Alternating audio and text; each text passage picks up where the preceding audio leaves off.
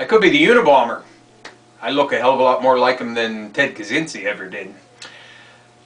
Hello and welcome to another edition of the Stench of Truth. No news or politics today. Instead, I want to talk about repression, transference, personal responsibility, and owning one's self. On the recommendation of several people, some of which here on YouTube, I had the pleasure of reading the book by Robert Heinlein, Stranger in a Strange Land. And that tied in very neatly with some other research that I was doing on my own, and caused me to think through some things and to come to some conclusions that relate very specifically to how we as a people deal with society and the problems within society. And I'm not going to generalize this and say you or us or we.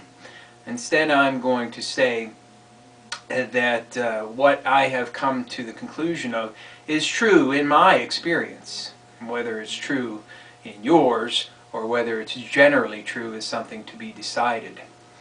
But I think that it is enough that I want to put this out there so that people can think about it and come to their own conclusions based on their own personal experiences and based on their own interactions with people. And for those of you who are familiar with Stranger in a Strange Land, it involves the story of Valentine Michael Smith, who was born of human parents on the planet Mars. And ever since he was an infant, he was raised by Martians who are radically different from human beings. So he is brought back to Earth and then reintroduced to the society that should rightfully be his. And many different things happen throughout the book. But the main focus of what is talked about in there is the idea of repression and the fact that he has uncovered a truth about human nature, and that is that in his view, sexual repression, viewed by, as he is euphemistically called, the man from Mars, is a source of a tremendous amount of angst and problems within the human animal. And in looking at some of what Wilhelm Reich talked about, sexual repression leads to one's putting oneself into a position of submissiveness. And this leads to people's submission to authority, to falling under the sway of the church, and people who are also in positions of power.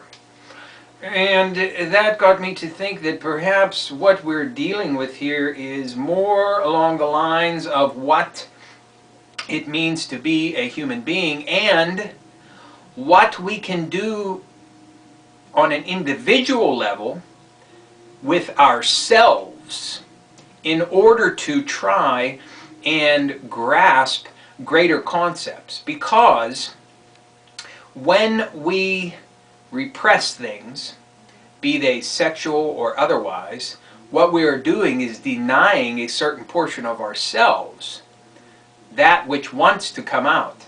And in doing so, we are burying a portion of our own personality. We're not owning it. We're not taking responsibility for it. We're denying that it's there. Then we also have the idea of transference, where if there is a trait about us that we don't like, or if there's something that we want to eliminate about ourselves, a certain feeling, a certain emotion, an idea, a concept, whatever it happens to be, we have a tendency to put it on to other people. and I'm saying this from my perspective. I use the term we, but I'm talking from my own personal experience here.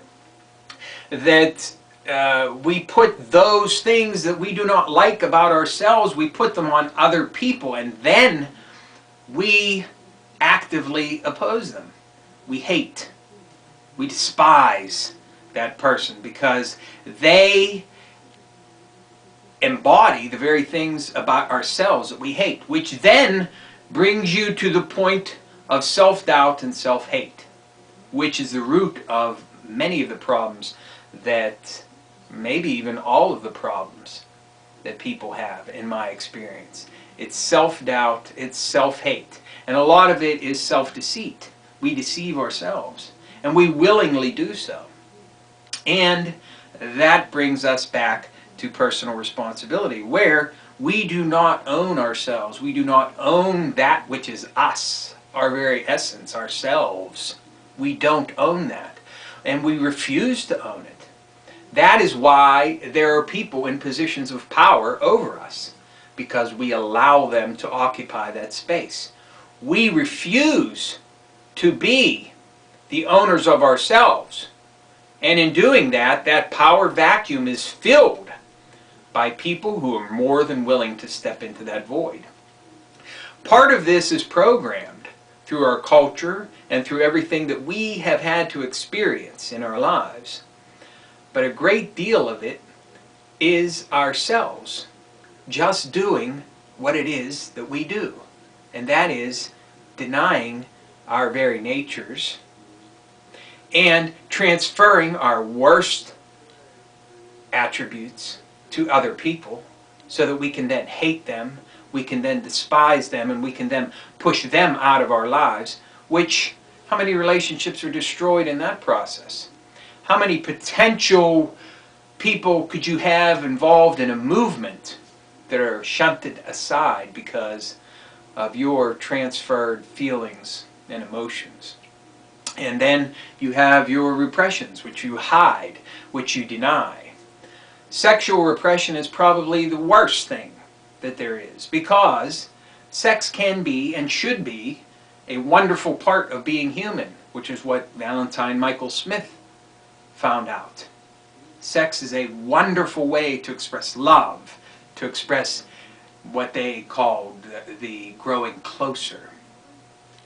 And yet, it is such a taboo in this country. Sex in every kind of way and form.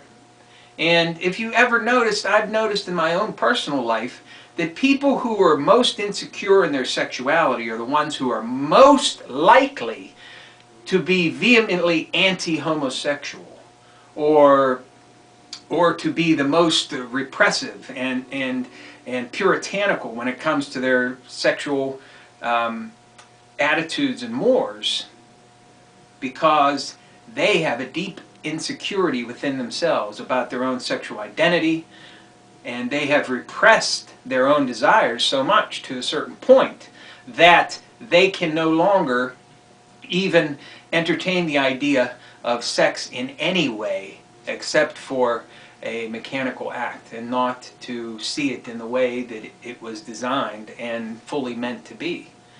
And that is to be an expression of love and to growing closer. This is a problem with our society. We have a disease that penetrates the very core of ourselves. And that is that we refuse to take responsibility for ourselves. We refuse to be the owners of ourselves. And that allows us to be used and owned by someone else. Think about it. It's just something to think about. Could it be true in your life? Could it be true in the lives of your family and friends? If so, what can you do about it? You need to take responsibility for yourself. You need to examine yourself, understand who you are. Who are you? Who am I? Find out. Be true to that. That's the number one most important thing. Before you can embark on any other journey, know yourself. Be true to yourself. Don't repress who you are, and don't transfer those things from you that you hate or do not like to other people. Examine yourself with a very critical eye. Determine who you are, and then say, I own myself, and therefore no one else has any authority over you. Once you take that step and actually own who you are. Thank you. Good night.